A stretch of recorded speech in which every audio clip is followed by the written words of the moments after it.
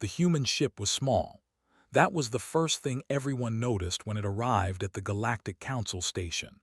It was called the Horizon's Edge, and compared to the massive warships of the Empire or the elegant cruisers of the Federation, it looked like a toy, a child's drawing of what a spaceship should be. Inside the docking bay, dozens of aliens had gathered to watch the humans arrive. Some came out of curiosity, others came to laugh. The humans were new to space travel. They had only discovered faster-than-light engines 40 years ago. In galactic terms, they were bobbies taking their first steps. The airlock opened with a soft hiss. Two figures stepped out. The first was a man. He was not tall. He was not muscular. He had gray hair at his temples and lines around his eyes that showed he smiled often. He wore simple dark robes with a small pin on his chest, the symbol of Earth's diplomatic corps. His name was, and he was humanity's ambassador to the Galactic Council. Walking beside him was a young woman in a military uniform. Her name was Park, and she served as his assistant and translator. She carried a data tablet pressed against her chest and walked with the careful steps of someone who knew she was being watched by 100 eyes. The aliens in the docking bay whispered to each other.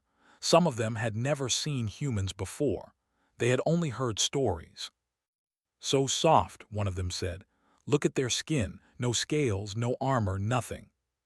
"How did they survive on their planet?" another asked. "They look like prey animals."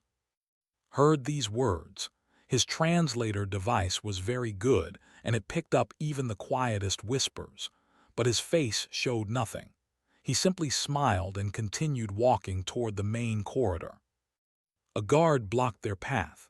There were tall insect-like creatures with hard shells and sharp claws. They had 4 arms and 2 legs, and their heads were covered in compound eyes that could see in all directions at once. This guard was bigger than most, and he looked down at the humans with clear disgust. "Papers?" the guard demanded. His voice sounded like 2 rocks grinding together. Quickly handed over their documents.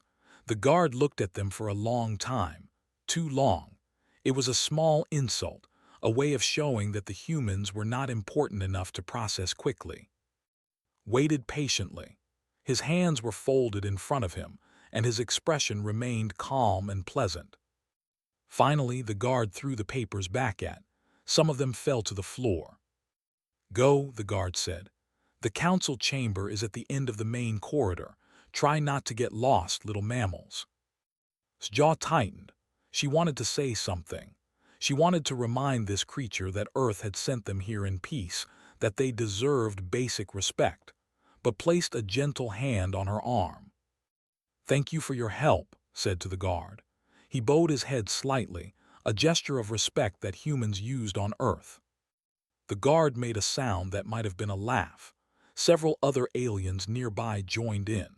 The idea of a prey species bowing to them was apparently very funny. And continued walking. "Sir," whispered once they were out of earshot, "we don't have to accept this treatment. Earth's government." "Earth's government sent me here because I am patient," said quietly. His voice was warm, like a grandfather speaking to a child. "They sent me because I understand that first impressions can be wrong. These beings have never met humans before. They see our bodies and assume they know everything about us." "But sir," "Patience, we are here to build bridges, not burn them." The main corridor of the council station was beautiful. The walls were made of a crystal-like material that glowed with soft blue light. Hundreds of different species walked past them, beings with tentacles, beings with wings, beings that floated in special gravity bubbles because their home planets had different atmospheres. The Galactic Council had existed for over 10,000 years.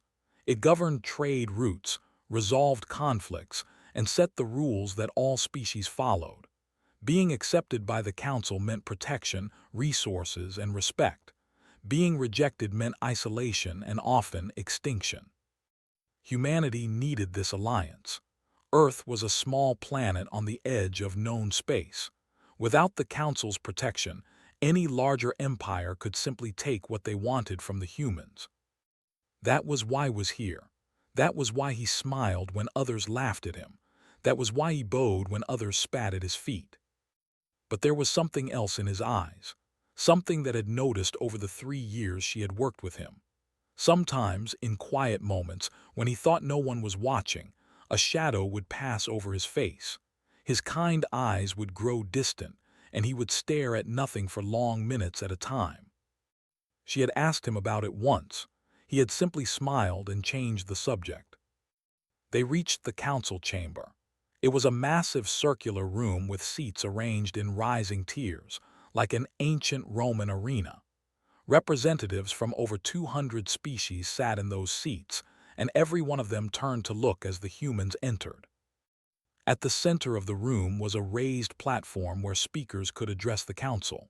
And at the highest tier, looking down on everything, sat the delegation. Representative was their leader. He was older than the guard at the docking bay, and his shell had turned dark with age. But his eyes were sharp, and his claws were still deadly. He had led the Dominion for over 60 years, and in that time he had conquered 12 star systems and ordered the extinction of 3 species that had dared to challenge him. He looked at the way a cat looks at a mouse.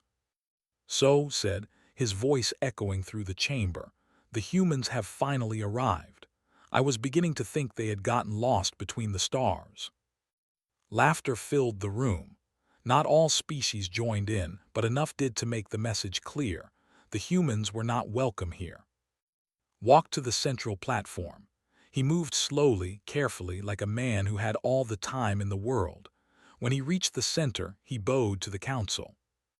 "Honored representatives," he said, his voice calm and clear, "I am Ambassador of Earth.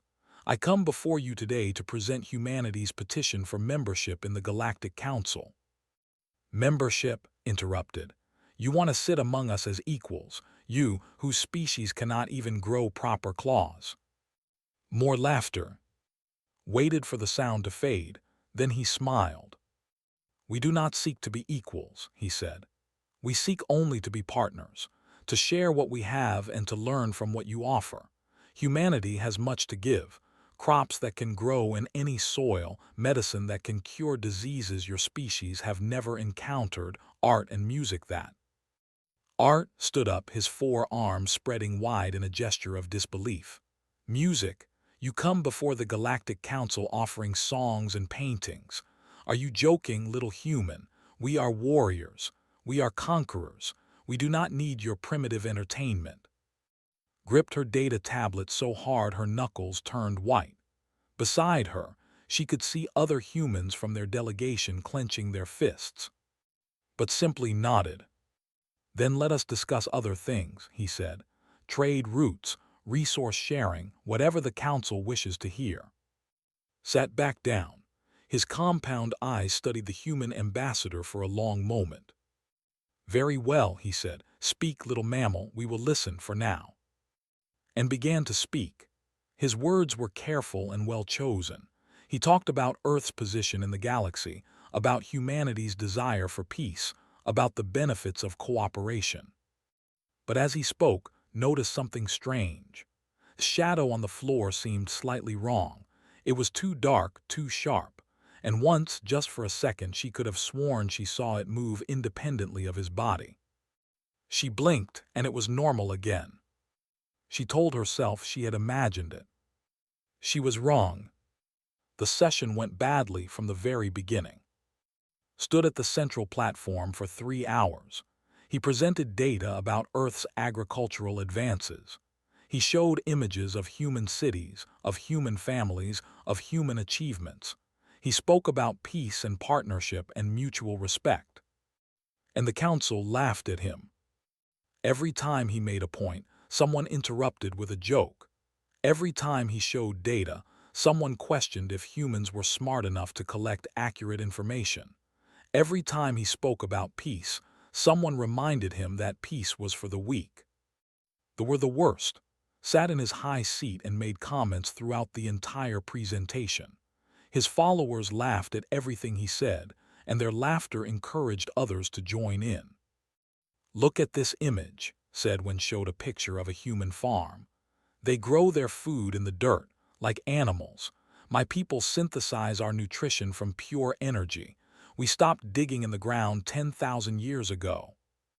"With respect, Representative," replied calmly, "our methods produce food that is more nutritious and more flavorful than synthesized alternatives. We would be happy to share." "Share?" Compound eyes glittered. "You want to share your dirt food with us? Is this a joke? Is this human humor?" More laughter. Stood at the edge of the platform, watching her ambassador endure insult after insult. Her heart burned with anger, but she kept her face neutral. She had been trained for this. She knew that diplomatic missions were often difficult. But this was beyond difficult. This was humiliation. After 3 hours, finished his main presentation. "And now," he said, "my assistant will present data on our medical advances. Lieutenant Park has prepared information about treatments that could benefit many species represented here today." Stepped forward. Her hands were steady as she activated her data tablet and began projecting images into the air above the platform. "Honored representatives," she began, "humanity has developed treatments for over 40,000 diseases. Many of these treatments can be adapted for non-human biology. For example, this compound," she pointed to a molecular diagram, "has been shown to cure a fungal infection that affects the species. We would like to offer." A delegate rose from his seat. He was younger than, with a brighter shell and sharper claws. He walked down the tiers of seats until he stood directly in front of. "You," he said, "female, stop talking." Paused. "I'm sorry. In our culture, females do not speak in the presence of males. It is offensive. Stop talking immediately." "With respect," said carefully, "human culture does not share this belief. On Earth, all people are equal regardless of." The delegate reached out and slapped the data tablet from her hands. It flew across the platform and landed with a crash. The screen cracked. The medical data she had spent weeks preparing disappeared in a burst of static. "Know your place, vermin," the delegate hissed. The chamber fell silent. His face flushed red with anger. Her hand moved toward the sidearm at her hip, a standard defensive weapon that all diplomatic personnel carried, but before she could touch it was there. He stepped between and the delegate. His movement was smooth and calm, like flowing water. "It's all right," he said softly too. "Pick it up. We will continue." "Sir." "Pick it up." Bent down and collected the broken tablet. Her hands were shaking now, not with fear but with barely contained rage. Turned to face the delegate. "I apologize if we caused offense," he said. "Please let us continue in peace." The delegate stared at him. In culture, this moment was important, had not retaliated. He had not defended his subordinate. He had simply apologized and asked to continue. This was the ultimate admission of inferiority. This was a prey animal showing its belly to a predator. The delegate laughed. It was a harsh, clicking sound. "You see," he called out to the chamber, "this is what humans are. They are nothing. They are less than nothing. They cannot even protect their own females." He returned to his seat. The other congratulated him, nodded approvingly. Returned to the center of the platform. His face showed no anger, no shame, no emotion at all. He simply continued with the presentation as if nothing had happened. But saw something. Just for a moment, the shadow on the floor seemed to twist. It stretched toward the delegate's seat, reaching like a hand. Then it snapped back to normal. She told herself it was the lighting. She told herself she was imagining things because she was angry. She was wrong. The session continued for another 2 hours. More insults, more laughter, more humiliation. Finally, raised one of his clawed hands for silence. "I have heard enough," he announced. "The human petition is noted. The council will deliberate and provide an answer in due time. This session is." He stopped. He was looking at "Why are you smiling?" demanded. Was indeed smiling. It was the same gentle, patient smile he had worn all day. "I am simply grateful for the Council's time," he said. "I know we are a young species. I know we have much to learn. I thank you for listening to us." His compound eyes narrowed. Something about the human's response bothered him. Any normal creature would be angry by now. Any normal creature would show fear or frustration or desperation. But this human just smiled. It was wrong. It was unnatural. It made uncomfortable in a way he could not explain. "You thank us," rose from his seat. "You stand there covered in insults and you thank us." "Yes. Your female was attacked and you did nothing. Your data was destroyed and you did nothing. You have been mocked and humiliated for hours and you thank us." "Yes." Began walking down from his high seat. His clawed feet clicked against the crystal floor. Other delegates moved out of his way. Everyone in the chamber knew what was happening. Everyone knew what was about to come. "I have conquered 12 star systems," said as he approached the platform. "I have destroyed 3 species. I have ruled the Dominion for 60 years, and in all that time I have never seen a creature as pathetic as you." He stepped onto the platform. He towered over, casting a massive shadow across the human's small body. "Your species disgusts me," continued. "Weak, soft, pathetic. You do not deserve to breathe the same air as true warriors. You do not deserve to exist in the same galaxy as us." He raised one of his clawed arms. "Perhaps," he said, "I should show you what we do to prey animals in the Dominion." The claw came down fast. It struck across the face with enough force to send a normal human sprawling to the ground. 3 sharp edges cut deep into his cheek, drawing blood. But did not fall. He barely moved. His head turned slightly with the impact, and then he simply stood there. Blood ran down his face. It dripped onto his diplomatic robes, staining the dark fabric. The chamber was completely silent. His hand closed around her sidearm. She was ready to draw, ready to fight, ready to die defending her ambassador. But raised a single finger, just one finger held up in a gesture that clearly meant, "Wait." She froze, stared at the human. Why hadn't he fallen? Why wasn't he screaming in pain? The blow should have broken bones. It should have sent him flying across the room. But just stood there, bleeding and smiling. "You really shouldn't have done that," said. His voice was different now, deeper. There was something in it that had not been there before, something that made every being in the chamber suddenly feel very, very cold. And then Ambassador began to laugh. It was not a normal laugh. It was low and quiet at first, but it grew. It echoed off the crystal walls in ways that normal sound should not echo. It seemed to come from everywhere at once. The lights flickered. Somewhere in the chamber, a delegate screamed. "And conqueror of 12 star systems, destroyer of 3 species, ruler of the Dominion for 60 years, took a step backward." For the first time in his very long life, he felt something he had never felt before. He felt afraid. The temperature in the council chamber dropped. Every being present felt it at the same moment. A sudden, sharp cold that had nothing to do with the climate control systems. It was a cold that came from somewhere else, somewhere deep and old and terrible. His laughter faded into silence, but the silence that followed was worse than the laughter.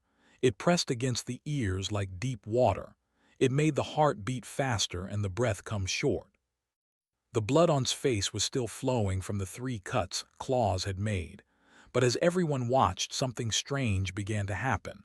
The blood slowed. Then it stopped. Then, impossibly, the wounds began to close. The skin pulled together like a zipper being pulled shut. Within seconds, only 3 thin white lines remained, scars that looked years old instead of seconds. Stared, his compound eyes could see things that other species could not, and what he saw made his legs tremble. "What?" he whispered. "What are you?" Straightened slowly. He rolled his shoulders, tilted his neck from side to side. The movements looked casual, relaxed, like a man stretching after a long nap. But there was something wrong about them. The joints moved too smoothly. The muscles shifted in ways that human muscles should not shift. "Let me tell you something," Representative said. His voice was still deep, still resonating with that strange power. "Something about humanity that we do not share with other species." His eyes changed. The warm brown color drained away like water down a sink. What remained was black, completely, totally black. No white, no color, just endless darkness that reflected no light at all. Several delegates gasped. A few tried to leave their seats, but they found that their legs would not obey them.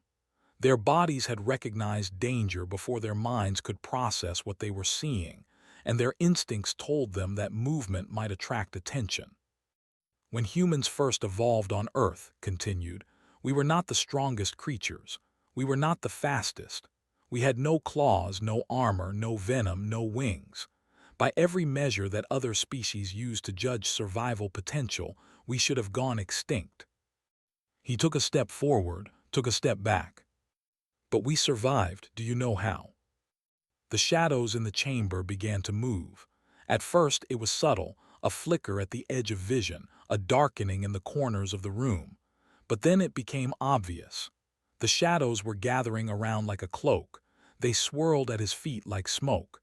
They reached toward the ceiling like grasping hands.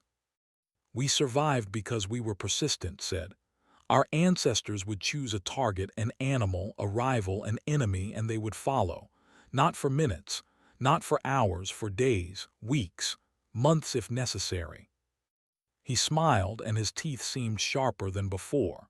Not different, exactly, still human teeth, but arranged in a way that suggested hunger. Other animals would run, they would hide, they would use every trick they knew to escape, and our ancestors would just keep coming, never stopping, never resting, always following. Another step forward, another step back. "Do you know what that does to prey, Representative? When the hunter never stops, when every time you think you are safe, you look over your shoulder and see the same eyes watching you from the darkness." Stood frozen at the edge of the platform. She had served with Ambassador for 3 years. She had seen him negotiate with hostile aliens. She had seen him remain calm in situations that would have broken other diplomats. She had thought she knew him. She had been wrong. "It breaks them," said softly. "Not physically, mentally, the constant fear, the endless pursuit, the knowledge that rest is impossible, that safety is an illusion, that death is walking toward you and it will never, ever stop." His shadow stretched across the floor toward. It moved independently now, no longer following the laws of light and physics. It reached out like a living thing, and where it touched the crystal floor, frost formed. "That is what humans are, Representative. We are persistence predators. We are the hunters that never stop. We are the fear that follows you into your dreams." The lights flickered again. For just a moment the chamber went completely dark. When the lights returned, had moved. He was now standing much closer, too close enough to touch him, but no one had seen him move. His claws trembled. He tried to raise them in defense, but his arms would not obey him. His body was paralyzed with a fear so deep and primal that it bypassed his conscious mind entirely. "But that is only part of the story," said. "You see, Representative, evolution is a strange thing. It does not just affect the body, it affects the mind, the soul, if you believe in such things." He leaned closer. His black eyes seemed to grow larger, to fill his entire field of vision. "After 100,000 years of being persistence predators, something changed in humanity. We developed something else, something that lives inside us, something that our ancestors as gods and feared as demons." "What?" managed to whisper. "What are you?" "We call it many names, the hunger, the shadow, the other. Every human carries a piece of it in their DNA. In most humans it sleeps forever, but in some of us, about 1 in 10,000, it wakes up." "Step back." He spread his arms wide, and the shadows spread with him, extending across the entire platform like wings made of darkness. "I am one of those 10,000, he said, "and I have spent 60 years learning to control what I am. 60 years of meditation, 60 years of therapy, 60 years of choosing every single day to be human instead of this. 60 years." His mind struggled to process the information. "But you look like you are in your 40s. Smiled, the expression was gentle, almost kind. But on that face with those eyes it was terrifying.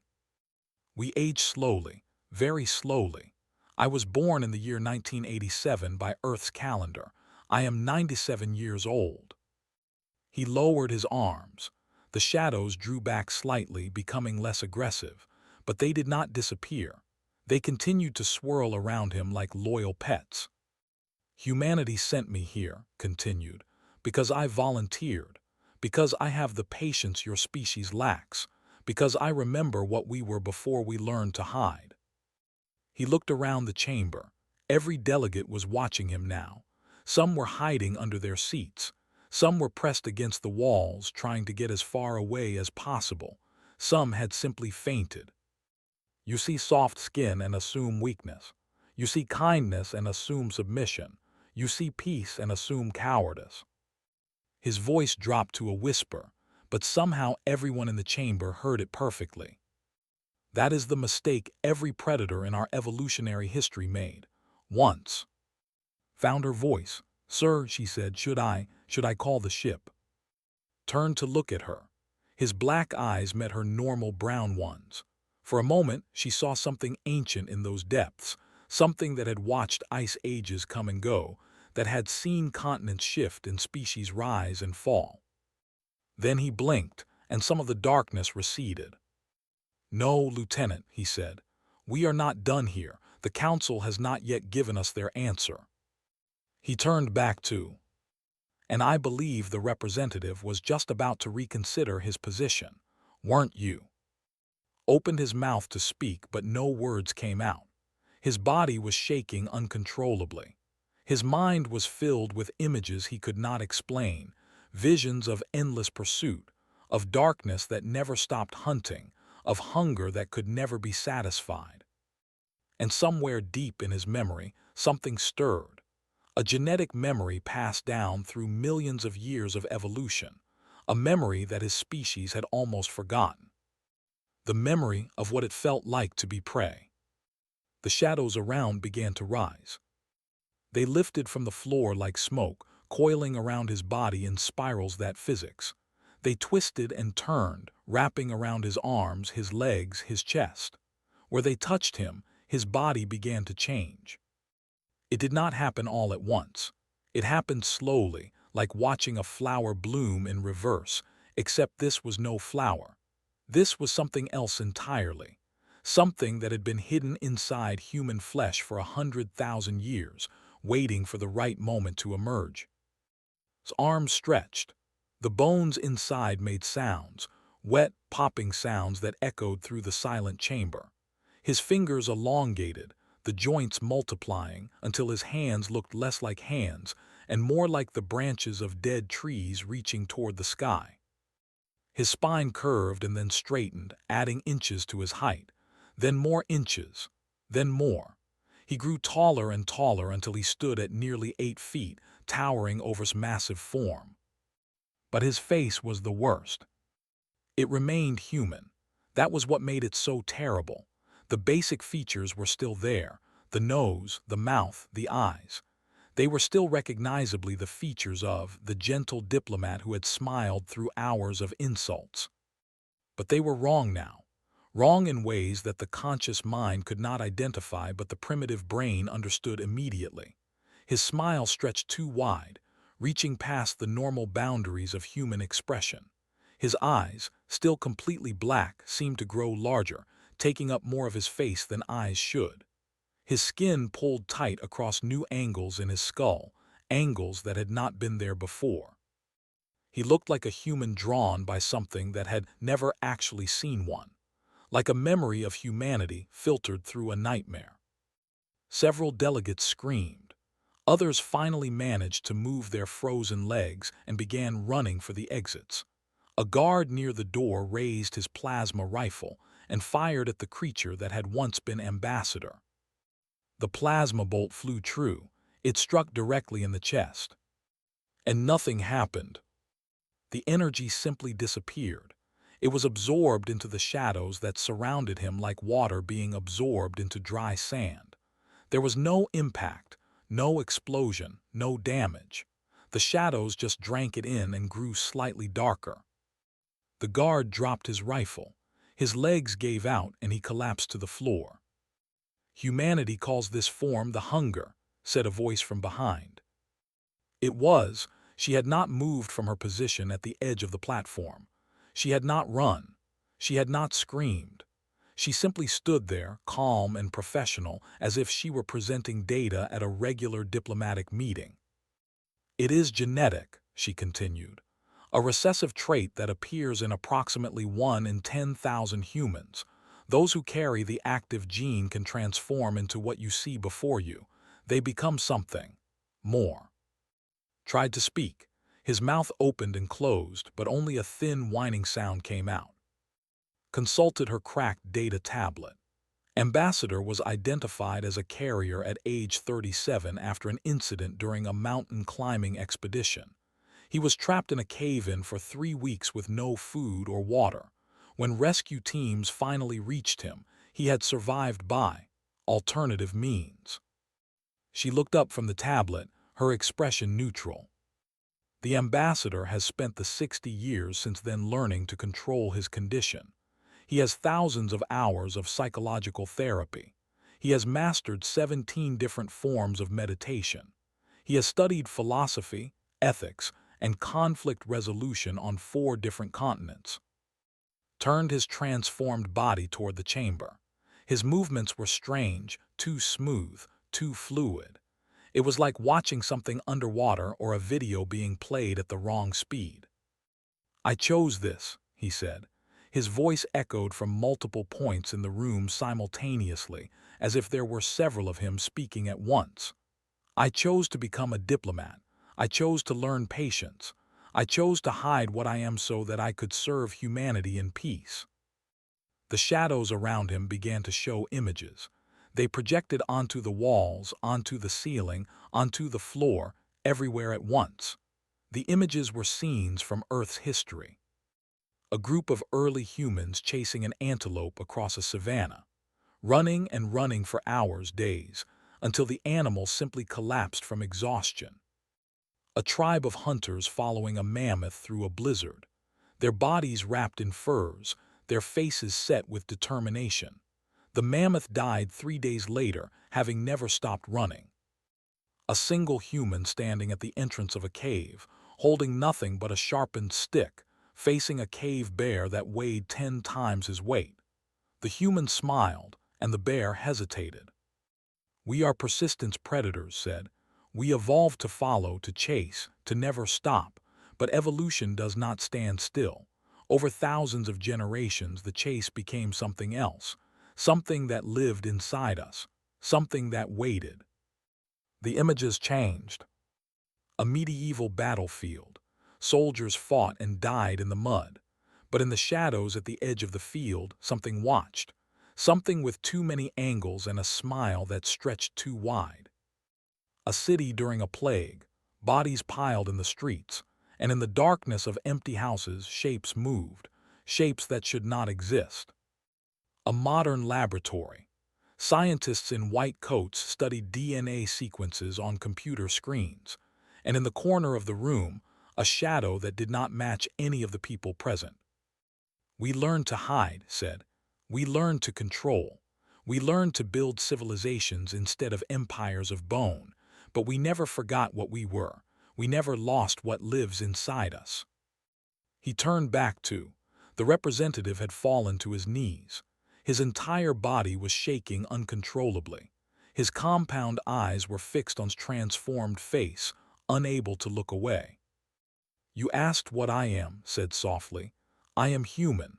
I am the diplomat that humanity chose to send you. I am the peaceful option." He leaned down until his face was inches from sensory cluster. You should be grateful that humanity sent me instead of the others. Others whispered. There are 10,000 of us. Some have not spent 60 years learning control. Some have not chosen peace. Some have embraced what they are and gone to places where no laws exist, where the hunt can continue forever. The shadows around shifted, showing brief glimpses of other beings, other humans who had the same transformation, but who had not emerged as controlled as. They were monsters in the sense of the word, beings of hunger and shadow that lived in the dark spaces between stars. We police our own, continued. We hunt the hunters who will not be controlled, but there are always more. There will always be more.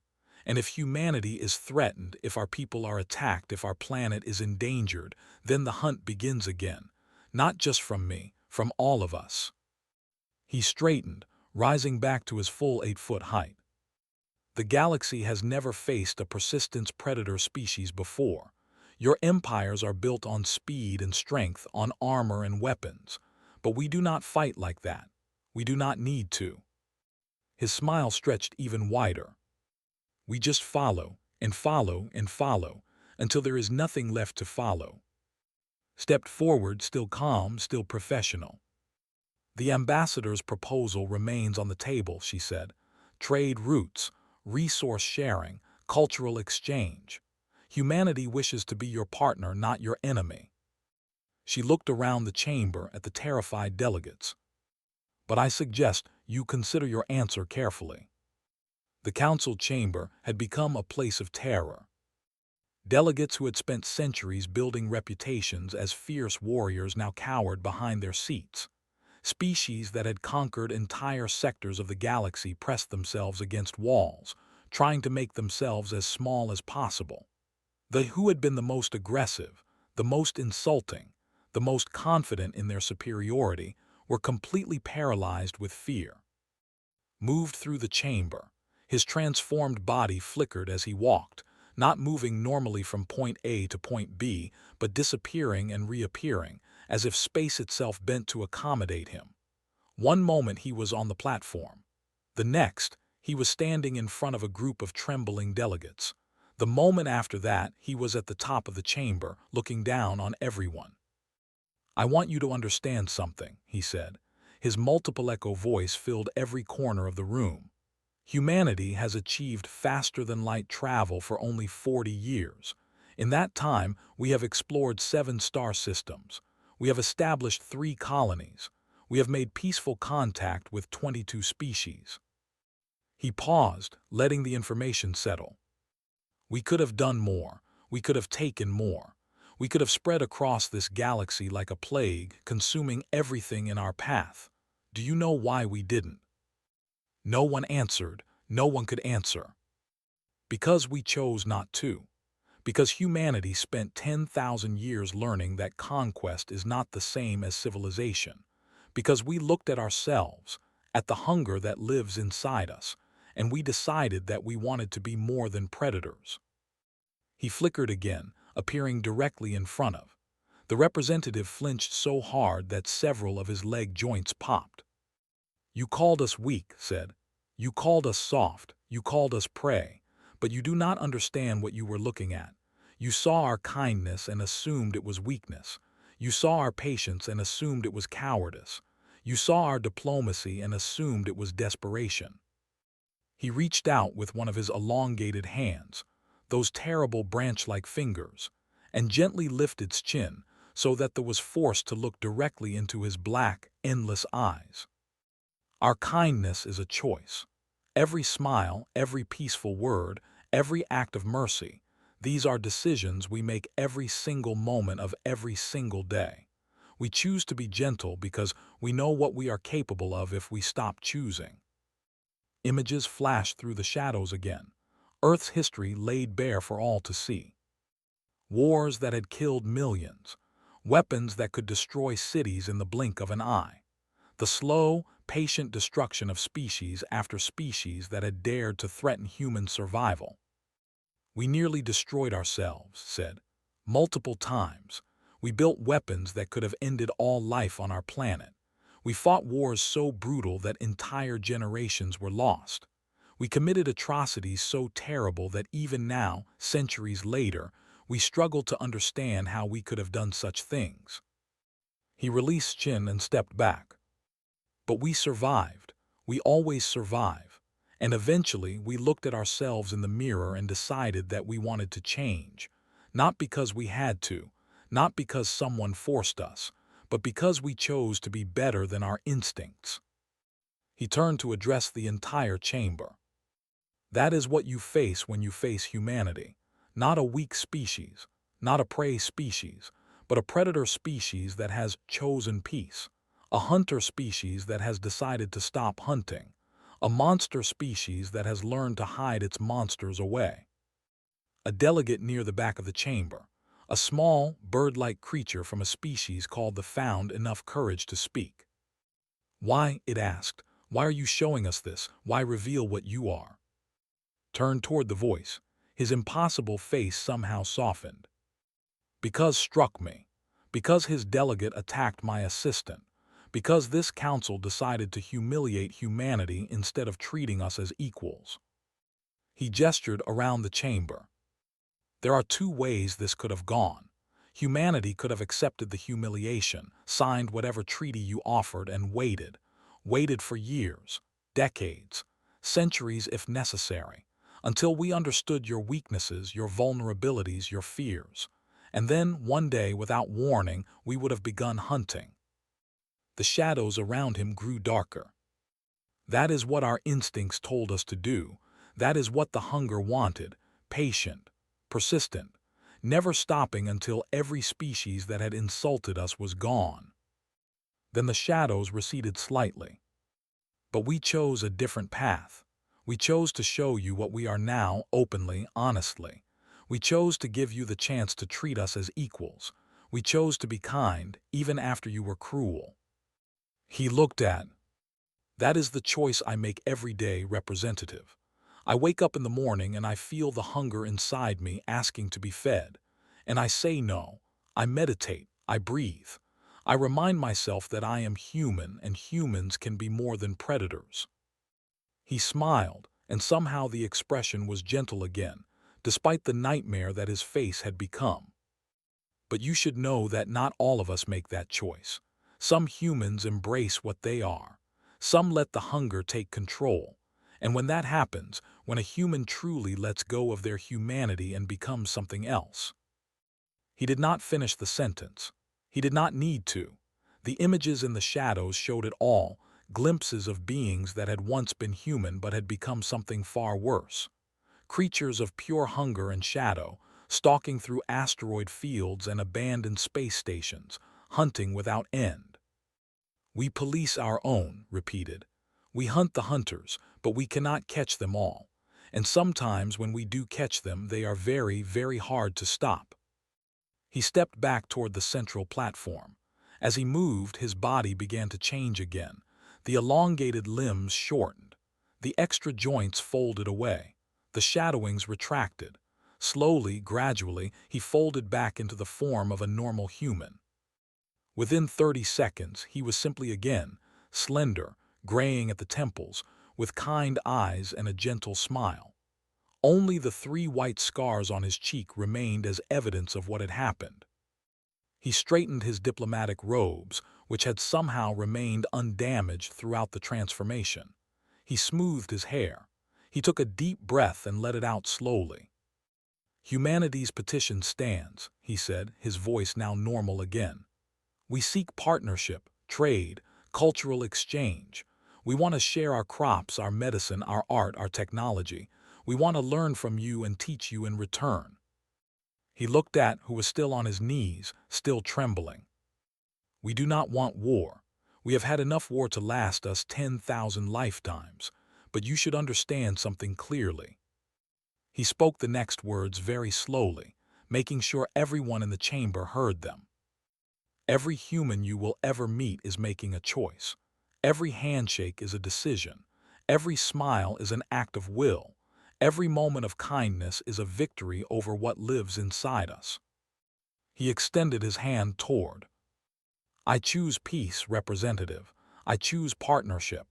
I choose to be the diplomat that humanity sent instead of the monster that we could unleash. The question is, what do you choose? Stared at the offered hand. It looked normal now, 5 fingers, smooth skin, the hand of a middle-aged human diplomat. But he knew what that hand could become. He knew what waited inside the flesh. The chamber was silent. Every being present held their breath. And slowly, trembling, reached out and took the hand.